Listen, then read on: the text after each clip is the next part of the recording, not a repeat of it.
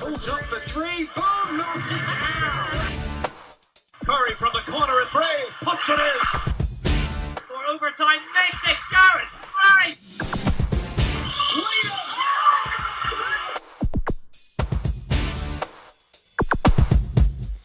Welcome to the MVP cast from me, Mark Woods, and this week's conversation took place in person and in Belfast, both firsts for this podcast, and it features one of the most interesting characters in all of basketball. Dave Hopla is considered by a lot of people to be the greatest shooter in all of the game. That's even ahead of Steph Curry. I first saw him in action when he was a player when I was a kid, during his spell at Irish Super League team St Galls, based in West Belfast, when it was at the height of the troubles in that area. Since then, he's become one of the most recognised shooting coaches in the game, working with lots of leading players and programmes, including the Toronto Raptors, the New York Knicks, and until last summer, with the Detroit Pistons. He was in Belfast last weekend for the very excellent Hall of Fame Classic, showing off on the court, which is where we sat down for a chat.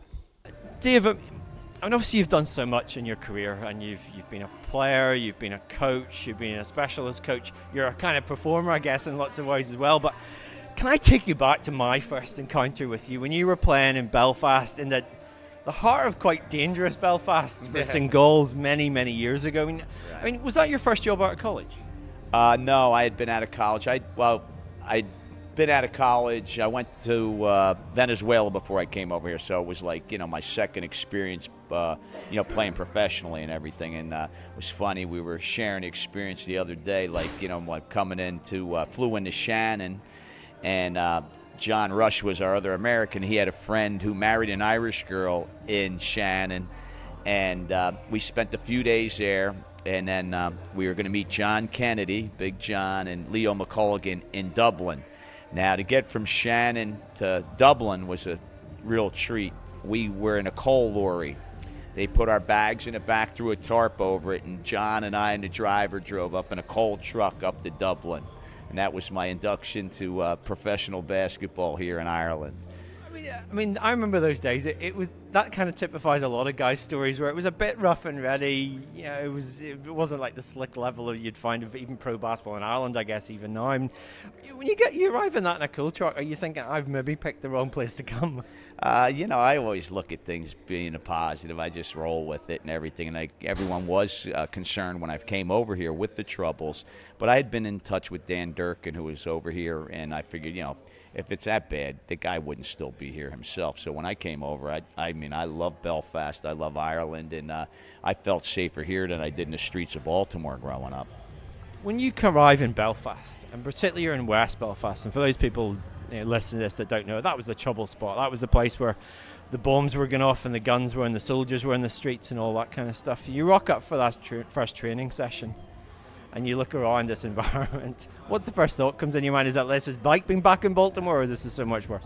What I found, very, I guess it was uncomfortable, was when I was walking down the street and there's a soldier, and he had me like the gun pointed at me like in my sights as you're walking along. I mean, that was like very discomforting, but became just used to it once you saw it and everything, and.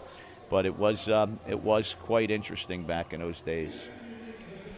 Did it ever feel unsafe? Was there that point? I mean, you talk about soldiers, but was there ever that point in the season where you kind of, like a lot of us, you worried what street you were walking down, whether you might be in the wrong place at the wrong time? Yeah, no, I never felt unsafe. I used to have a saying. I said, and I still say it, the Irish are the friendliest people in the world. They just didn't get along with one another back then. The Catholics, I mean, I know I'd be out, at a pub or whatever, and somebody would hear the American accent, and they you got to come home and meet the family. We have family over there, and it didn't matter if they were Catholics, Protestants. You were an American, and they just wanted to be friendly and extend their out warmth and growth, for you. So I remember being coached by a lot of the Americans that came over, and it was always so interesting because this being quite a small society now, but particularly back then, there was an exoticism about Americans that came in.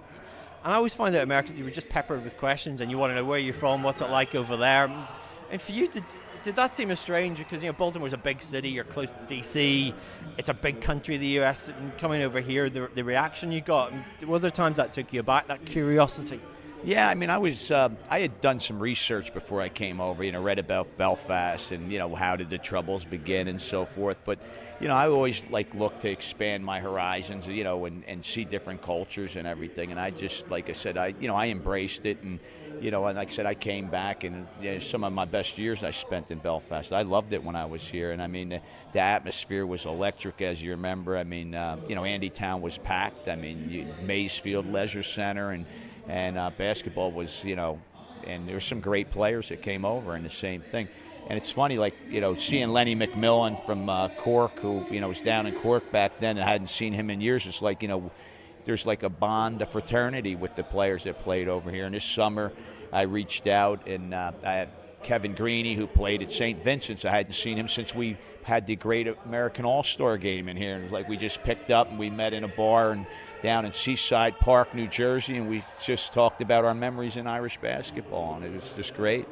What was the quality of play like from your perspective when you look back on it? It was very good. I mean, the Irish, St. Vincent's had some great players, and it was very good, and we had some great Americans that came over here to play.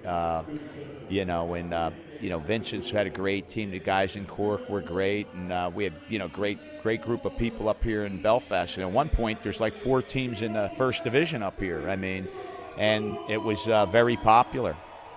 You've gone on to be, I guess we could call it a shooting specialist, and being able to make an incredible percentage of free throws and 3-point shots, etc. Where did that kind of come from? Because obviously you shot well as a player, but that's a whole different level. Right. When I stopped playing, I went back to the States, and I was coaching at my old junior college, Dundalk Community College, and we shot the ball well. But I recruited guys that could really shoot, and then teams and players and agents were hiring me to work with players to get them better and make them better shooters, and it just evolved. And then I just, from that point on, I just started, went out on my own and became a player development shooting coach. And from there, I've worked with the Seattle Supersonics, the Toronto Raptors 2 stints, the Knicks, the Wizards, and the Pistons. So it's just evolved, and now I do corporate motivational speaking. I do a talk called Shooting for Success, and like you said, as the performer, performing at the Belfast Classic. I've seen your YouTube videos, and they're fantastic, and you're obviously having a lot of fun with that. But where did that skill development, what was the key for that for you? When I was 16, I went to a basketball camp, and my shot was terrible. My toe was twisted, my elbow stuck out, my ball spun sideways. I had a lot of problems, and I watched 3 gentlemen, Hank Slider, rest his soul, Herb McGee, and George Lehman, and they all started 2 feet from the basket. They started with one hand, made sure their elbow was in, and I watched them. I'm saying, I can do that. So, but I had to memorize everything they did because I didn't have YouTube, I didn't have a computer, I didn't have DVDs, didn't have VHS, and I had to memorize everything they did, and I just went out, and then I started tracking my shots. And as I saw myself get better day after day, I wanted to practice more, and it just evolved. And like I tell people, if you want to be the greatest shooter in the world, there's only 2 things you do. Shoot the ball correctly. That's the easy part. The second part is when nobody wants to be the greatest, because you got to shoot it correctly more times than anybody else in the world. When you've been working with professional players, and particularly NBA players, who obviously come with a talent and a skill set, is that easier to get them to change to be great, or is it harder because they can do so much well already? It depends on the individual. The great ones will listen to you, and they'll try to make changes, but some of the guys they're resistant. They think, hey, I made it, but what they don't understand, if they make 2 or 3 points more a game per season, then that's like $10 million more in the bank. So, but some get it, some don't.